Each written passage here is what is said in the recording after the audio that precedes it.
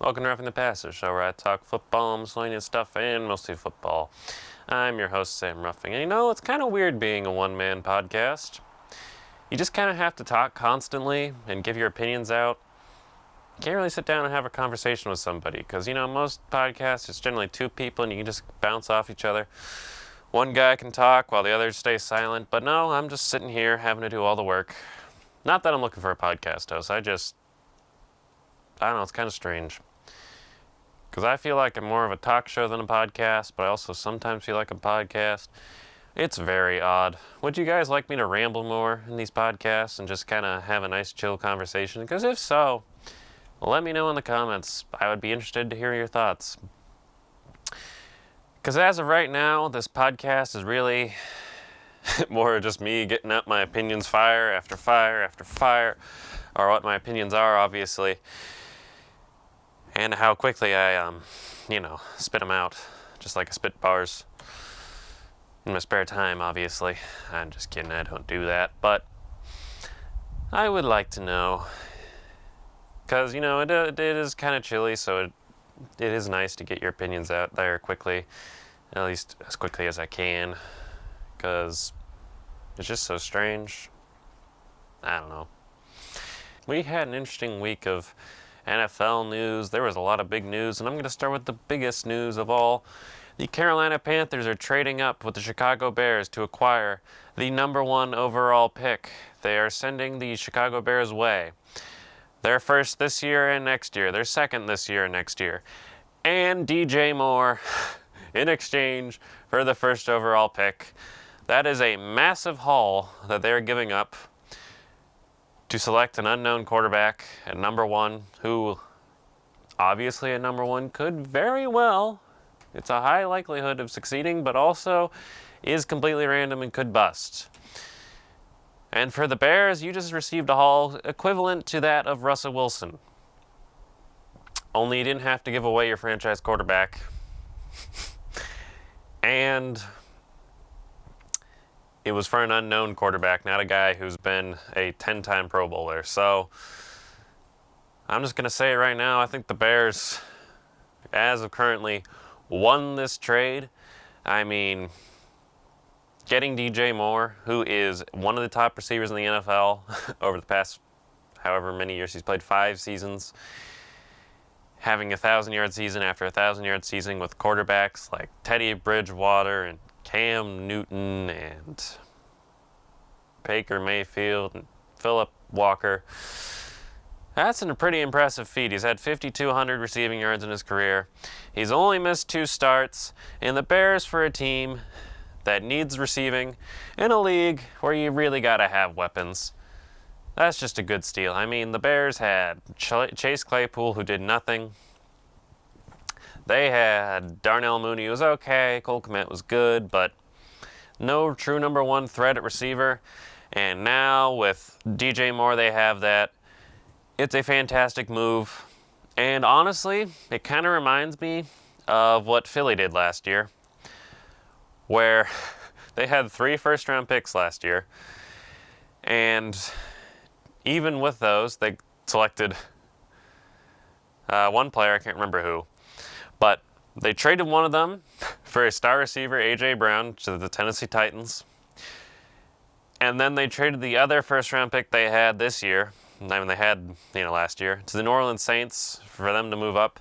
And the Saints gave them a first-rounder next year, which the Eagles still have. So the Eagles have 2 first-round picks. And so the Bears are a team just like the Eagles, who have a young quarterback who's got lots of potential, can run around, strong arm, but is kind of raw. However, the Eagles saw that rawness, but also some flashes of greatness, like Justin Fields has had, and they gave him weapons to, improve and develop, and they made the Super Bowl this past season. I think that's what the Bears see in Justin Fields. Is very much like Jalen Hurts. He's raw, but he didn't have weapons this past season in Chicago. And so they think, you know what? He's a young quarterback. If we give him weapons, give him these first-round picks to help rebuild the roster, I think there is a chance that we can make the playoffs with this guy. I mean, And the Bears, obviously, at number one, they could have gone quarterback, but there was no great quarterback out there. I mean, Bryce Young's good. C.J. Stroud is a physical talent, just like Will Levis. However, I don't. However, they're not guaranteed draft picks like Trevor Lawrence or Peyton Manning or Andrew Luck. They weren't those. So, if they had a quarterback, they traded their first overall pick. I think it was a good idea, smart decision. And they'll probably draft defensive lineman at number 9, which they have now. And with that other pick they have next year, I think they could flip that for something. Maybe a few other pieces on defense. Maybe another star wide receiver. I think the Bears would be fit doing that. All in all, a great move by Chicago. Now, Carolina, I think this is only a good move if you land the quarterback, and that's pretty much obvious. I mean, I think they hired the good coach in Frank Reich, who's gotten great quarterback play out of an aging Phillip Rivers and Carson Wentz and Andrew Luck. Nick Foles, he helped coordinate to a Super Bowl, so I think you have the right coach. It's a quarterback, he has a very quarterback-friendly system. Whoever you draft should be decent. Although, if you draft a guy like Anthony Richardson, you better hope he develops. But, I mean, I think Bryce Young and C.J. Stroud would be good picks there. At quarterback, I don't think you can go wrong with those two. I know C.J. Stroud played Ohio State, but he kind of looks different from the Dwayne Haskins, rest in peace, from the Justin Fields. I mean, he's a strong, big, quarterback with surprising mobility that you never really saw in college. So he's like Justin Herbert. You never really saw the mobility in college until that final Rose Bowl game where he just ran all over Wisconsin. Like C.J. Stroud went up against that, defense in Georgia, which absolutely destroyed TCU in the championship game, and he nearly won the game. So I think you'd be better off. I think you'd have just a grand old time with C.J. Stroud. Just go after him. Will the Panthers go after him? I don't know. But overall, I think the Bears currently won this trade. However, I can see it being a win-win trade for both teams. If the Bears quarterback, Justin Fields works out and they get those pieces right, those picks right, good on them. If the Panthers quarterback turns out all right with that, great defensive roster, decent weapons. Well, actually, not really great weapons, but they have a really good defense. The quarterback works out right. I think this will be a good move. Win-win on both sides. Before I get on to my next topic, however, I would like to ask you if you could please hit the subscribe button for my channel. It would really help me out. I would greatly appreciate it. You can see whenever I upload a video, and if you hit that bell, you'll be notified the moment it is uploaded. So I would greatly appreciate it. And if you do, well, then thank you. I mean, I just appreciate it. Appreciate ya. I'd also like to know what your guys' thoughts on the Bears and Panthers positions in this pick. What do you think of the Panthers moving up for number one overall pick? And what do you think of the Bears keeping Justin Fields and trading back? Let me know in the comments below. More big news of late. The Miami Dolphins have traded for cornerback Jalen Ramsey from the Los Angeles Rams for a third-round pick and backup tight end Hunter Long. Actually, he's backup tight end. He's the third-string tight end, Hunter Long.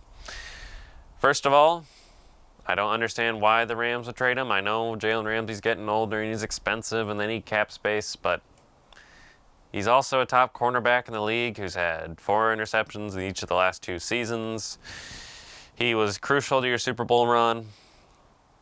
And only getting a third and Hunter Long out of it when he could have probably gotten a second is a little surprising to me. I would have personally thought it'd be a first, but listening to other people, they're like, yeah, he's a cornerback. I mean, they're a dime a dozen, so you could have at least gotten a second, but oh well.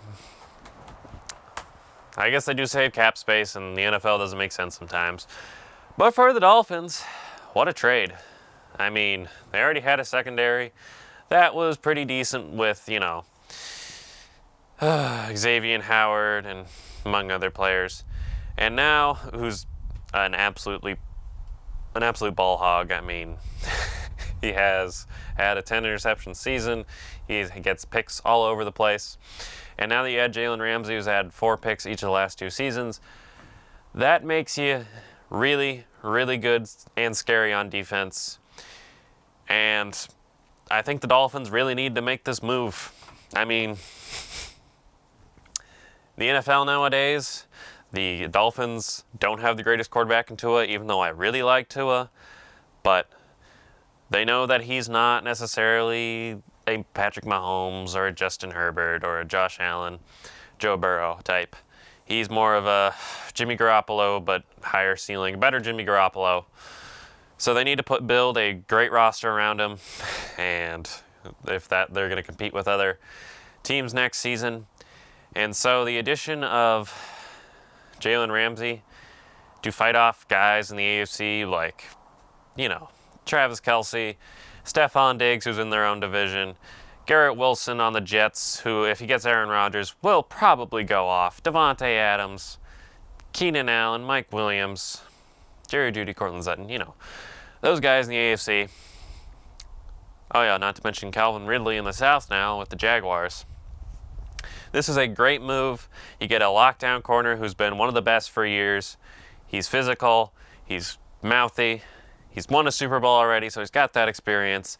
This is a great addition for the team. And since they're still not paying Tua a whole ton, I really like it. And that secondary should be scary to go against, and the Dolphins, barring, Tua's health, hopefully he stays healthy, should stay relevant for for at least this season, and I think are very viable. I mean, it's clear that they're going all in already. I mean, they have the offensive coach who's like Kyle Shanahan. They're not paying Tua anything. They got Tyreek Hill. They have Jalen Waddle. Mike Gesicki's a good tight end. Raheem Mostert is pretty good at running back. Obviously, Jeff Wilson. They do need to upgrade O-line a little bit, but their secondary is now looking more shorn up. And if only they had kept Minkah Fitzpatrick and used him wisely, they would be unstoppable right now on defense. Imagine throwing against that. That would be hard. Great moves by the Dolphins.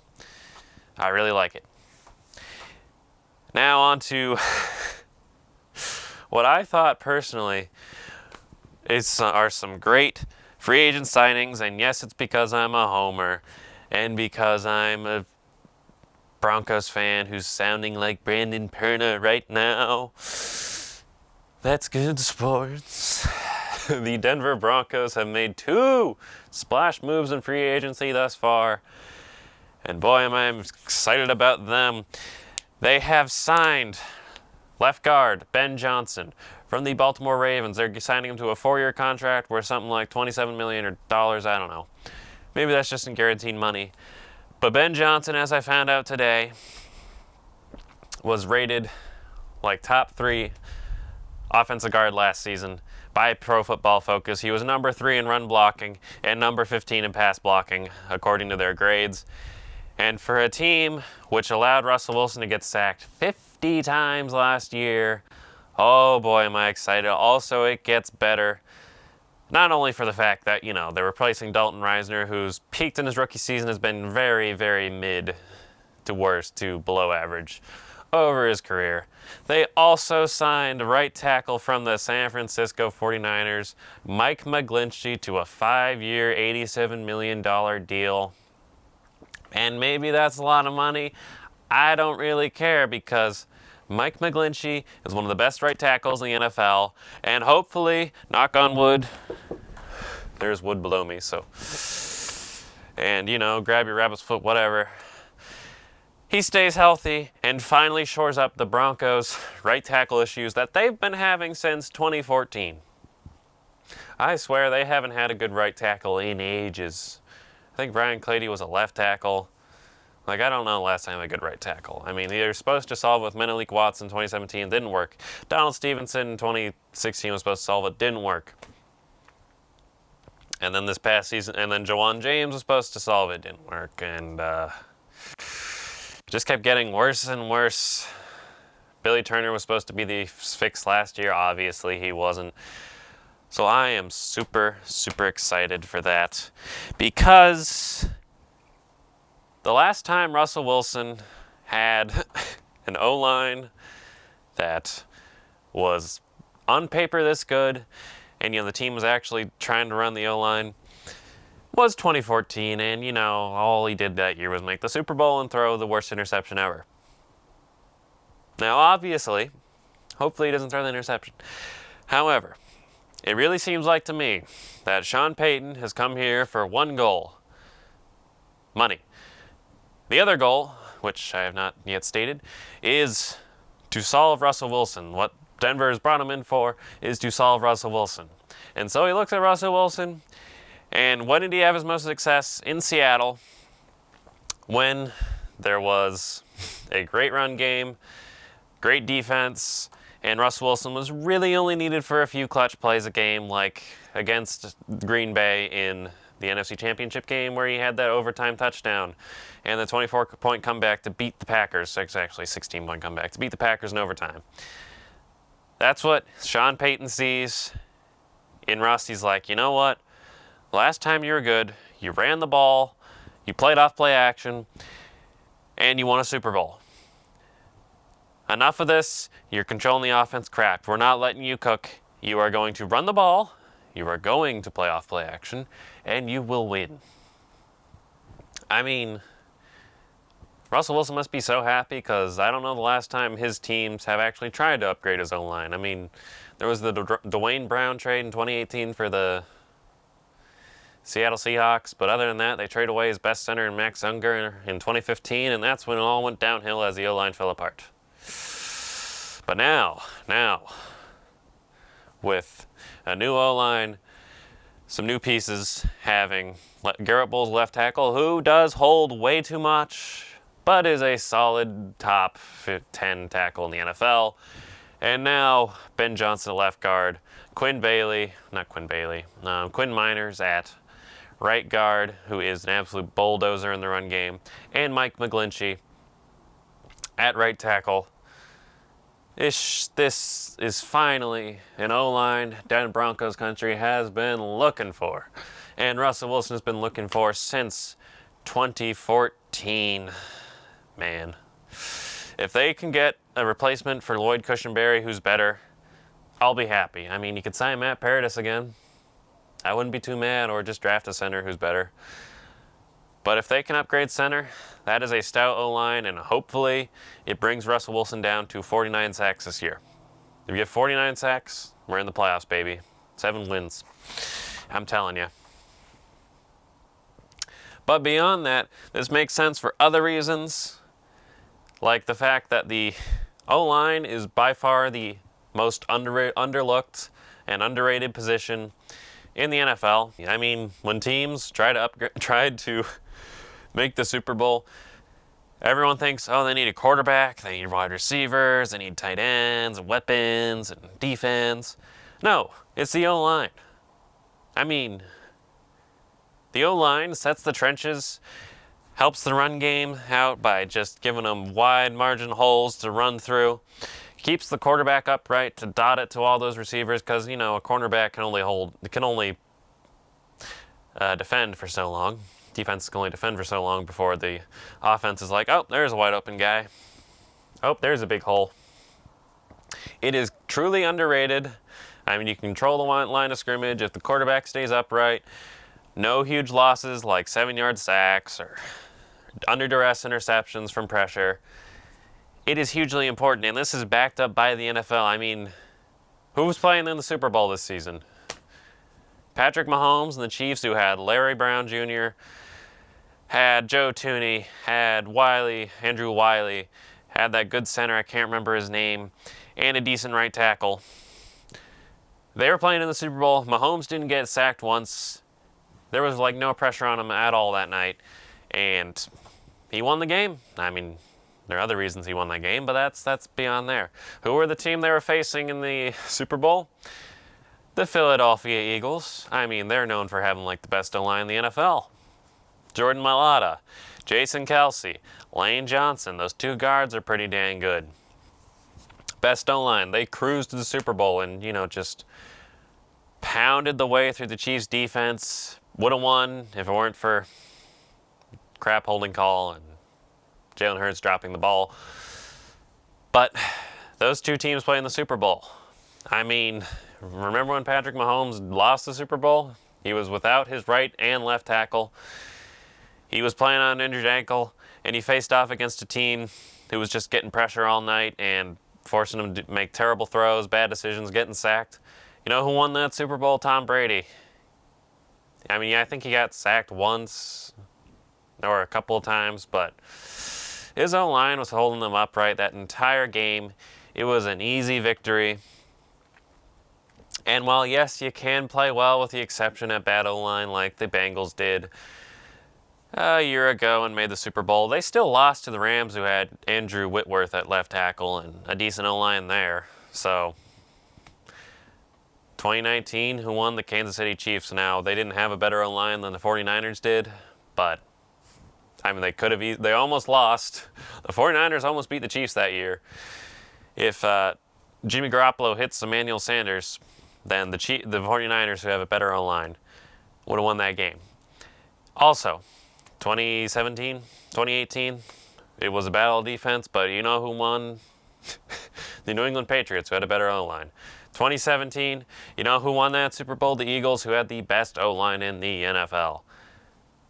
It's just simple. You get an O-line, you keep your quarterback upright, you go places. Hopefully, with Denver, what Russell Wilson once succeeded in Seattle, and in that only Super Bowl win for Seattle, Russell Wilson didn't get sacked once because of his O-line, his run game. He didn't have a turnover. Against the Patriots, the O-line is playing pretty well. That's what Sean Payton's trying to bring to the table. That's what the Eagles have been doing this last year. That's what the top teams in the NFL have been doing for this long, and I'm so happy that they're finally upgrading the O-line. Hopefully it stays healthy.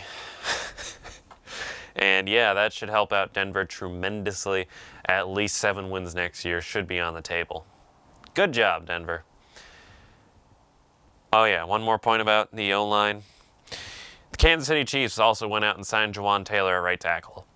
He was the Jaguars guy. They're paying him 4 years, $80 million. They know what's up. They're a top team in the NFL. They're signing offensive linemen. Good move on them. Sign your O-line, make sure it's steady, and you'll go places. That's what Denver's doing. I love it. Do you love it? Let me know in the comments below. I would love to hear your opinions on whether or not you think that Denver spent too much on the O-line. If you do, I don't understand how. Or whether or not you think Denver will be good. I think they will be at least 7 wins next year. Hopefully 17, but that's neither here nor there. Let me know what you think.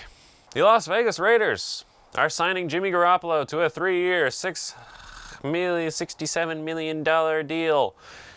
That's the breaking news of today. They're signing him to replace Derek Carr, their longtime starter, who has departed in free agency to sign with the New Orleans Saints for $150 million. So,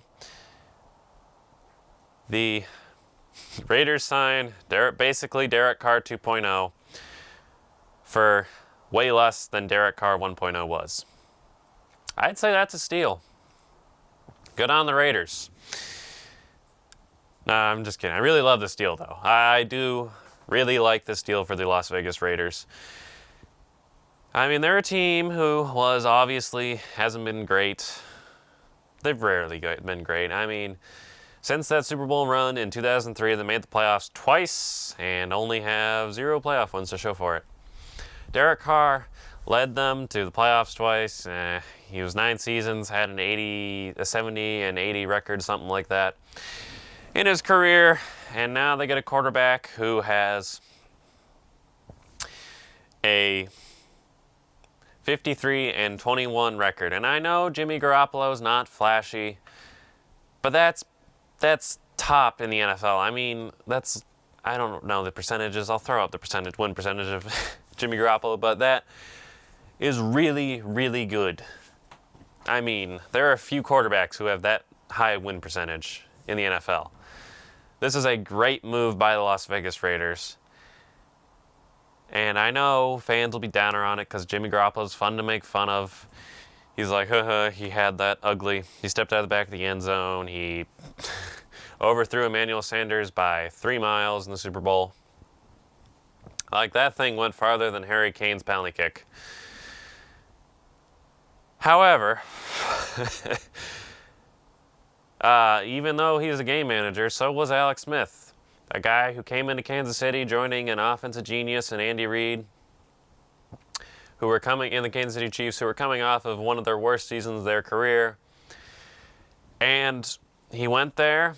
He was a game manager. He didn't have put up the great stats, but he won games all the time. He kept the Chiefs competitive. He got them to the playoffs. Won a few playoff games for him. And I think that's what Jimmy Garoppolo can do in Las Vegas.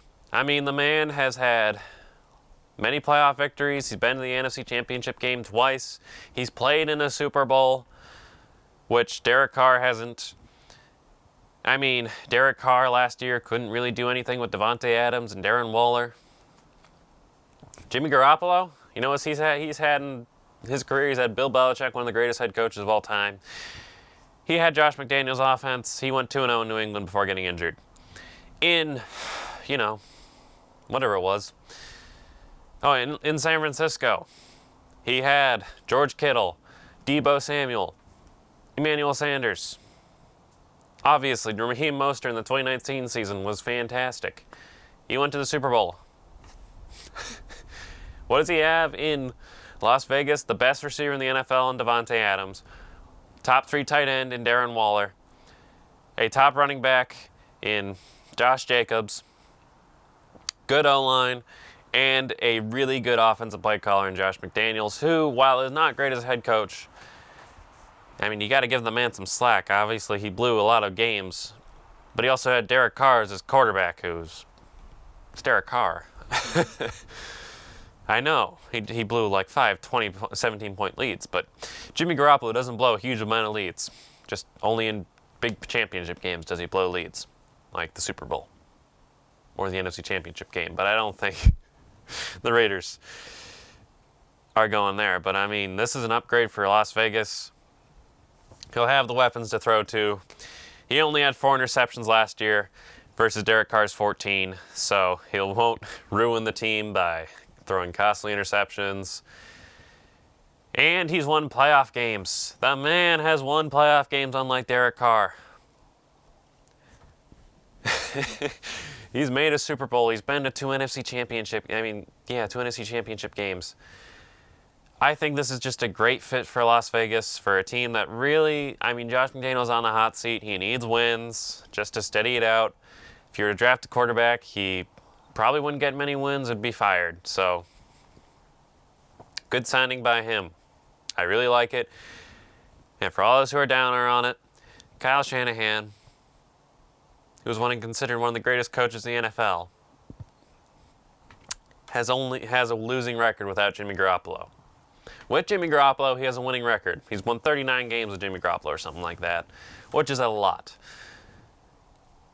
This is just a great move by the Las Vegas Raiders. You finally get a good game manager who will steady the ship, hopefully, and won't, just win games. Because for whatever reason, Derek Carr did not win games. It doesn't make any sense. Matthew Stafford didn't win games with the Lions, so.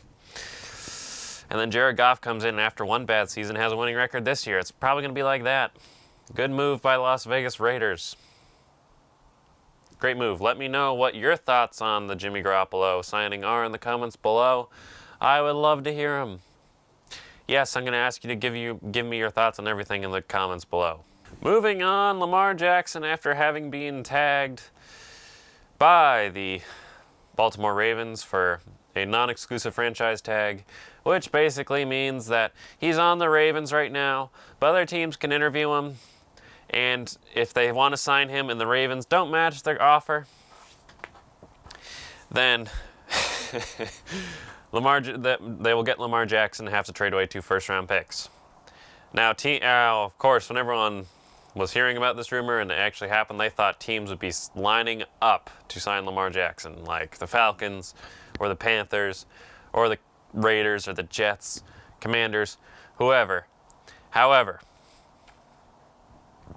that did not happen. The the Baltimore Ravens placed the non-exclusive franchise tag on Lamar Jackson, and immediately there were rumors and reports from every single NFL team pretty much saying, yeah, we don't want to sign Lamar. We're not interested. We're out, basically. Which I think is a bunch of scumming lies, but I digress. Even still, I do think a team will be signing Lamar Jackson, whether it be the Ravens or another team, and we shall see.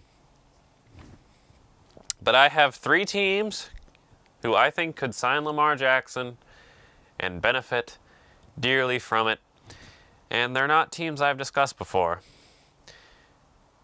Now, the first team, I haven't discussed these before because the New York Jets are pretty much locked on to Aaron Rodgers. They have a deal in place. They'll sign him as long as Aaron Rodgers is like, yeah, I'll play again and go to the Jets. So they're out. The Las Vegas Raiders are out. They signed Jimmy Garoppolo. Obviously, the Bears are out because they have Justin Fields still. The Carolina Panthers are out because they just traded for the number 1 overall pick. So that leaves 3 teams, and my first team who I think could sign Lamar Jackson and who I could see working are the Atlanta Falcons. The Falcons have a decent roster with a good defense, solid defense. They have a great kicker in Younghoe Koo, and yes, I must mention that, even though it is strange. They have a good tight end in Kyle Pitts, if only they used him. They have a good receiver in Drake London, and a decent run and a really good run game. This would be a great fit for Lamar Jackson. I mean, this team's already had Mike Vick, and just imagine Mike Vick 2.0 without the controversy. I think that would work well in Atlanta. Arthur Smith's on the hot seat this year probably after having 3 mediocre seasons. So he needs to get wins now. He obviously had success calling plays for Ryan Tannehill in 2019. And that was with the Titans. So on the Falcons with a quarterback who's better than Ryan Tannehill, I think it just makes perfect sense. I feel like the Falcons would be willing to give him that money that he wants to.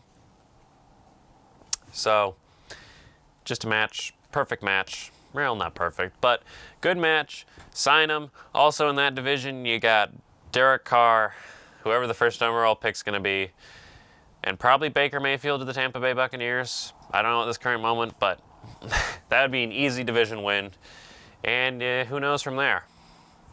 Another team I really like to sign Lamar Jackson are the Washington Commanders, the Commies. And this one just makes way too much sense, barring the Dan Snyder, scenario where he's probably going to sell a team. But beyond that, this just makes perfect sense. They have a coach in Ron Rivera who's been to a Super Bowl with a running quarterback in Cam Newton, who won the MVP. Lamar Jackson won the MVP. They have a new OC in Eric Bieniemy who just wants to show the NFL world that, yeah, I can be a head coach. I'm going to go to the Commanders and run the offense without Andy Reid. And so if he got Lamar Jackson, that would probably be lighting it up. They have receivers in Terry McLaurin and Jahan Dotson, that rookie who was really, really good this past season. They have, I can't remember the other guy, but he was pretty good. They have a good tight end, Logan Thomas, a decent O-line, good running backs, and a great defense with Deron Payne and Chase Young. Some good corners. I really like Lamar Jackson to the Washington commies, and obviously, they would obviously pay him. I mean, they'd give you all the money you want, Lamar. You want $300 million guaranteed? Go ahead, they'll give it to you. It only costs 2 firsts. They can afford that and not have to give up and not suffer too much. I think that would just be a perfect fit. Just out-and-out perfect fit. And it's only 45 minutes from Baltimore. You're still in Maryland. You don't have to move far. Commies, if you want a good quarterback and finally be relevant, get him. That'd just be a match made in heaven. Now, my last one, who I think would be a scary fit, but still work out rather well, are the New England Patriots. And honestly, I just want to ask you right now, you can see the New England Patriots just sneaking in, giving the Ravens 2 first-round picks and signing Lamar Jackson, can't you? I can. You just know it could happen at any moment. I mean, the Patriots have one of the best head coaches, the greatest head coach of all time in Bill Belichick. What more do you need to say? They have a really stout defense. They just re-signed Jonathan Jones. They always find players on defense. They finally don't have Matt Patricia as OC. They have Bill O'Brien, who's at least decent, halfway decent. I mean, he ran that offense in Houston, which was prolific for Deshaun Watson. So, yeah, they have Jacoby Myers, although he might be out. They could probably finagle a receiver or two. But it's not like they had great receivers when they were winning anyways with Tom Brady, besides Julian Edelman and Gronk. But, you know, they have Hunter Henry. Mac Jones is limited, smart but limited, and is very disgruntled with the organization. So you, package him in and send him to Baltimore. I feel like that would work. And it's not like Lamar Jackson had weapons in Baltimore either. I mean, he had Mark Andrews, and that's about it. In New England, he probably just run the ball a heck of a ton with Ramondre Stevenson and Damian Harris and all that, and Lamar Jackson. I'm sure Bill Belichick could be like, you know what? You come here, we give you $180 million guaranteed. Obviously, it's not exactly what you want, but I am one of the best head coaches in the NFL. You want to win a Super Bowl, kid? Because I can stop Patrick Mahomes. I can create a defense that will destroy him. At least slow him down. And snuff out Andy Reid. All you have to do is play lights out like you always have, or at least decent. And which we all know Lamar Jackson is a great quarterback. And be a great fit there. I think that is a sneaky team who could sign Lamar Jackson and be a great fit. Let me know what you think in the comments below. This has been Roughing the Passer, the show that talks football, miscellaneous stuff, and mostly football. I thank you very much for watching. If you like this, hit the subscribe button for more content. Hit that like button and share it with your friends and family. Hit the bell to stay notified. Thank you very much for watching. Have a good week, everybody. Sayonara, goodbye. Yay. I'm fudging freezing and it's about to snow tomorrow, so I'll not be recording till at least Wednesday.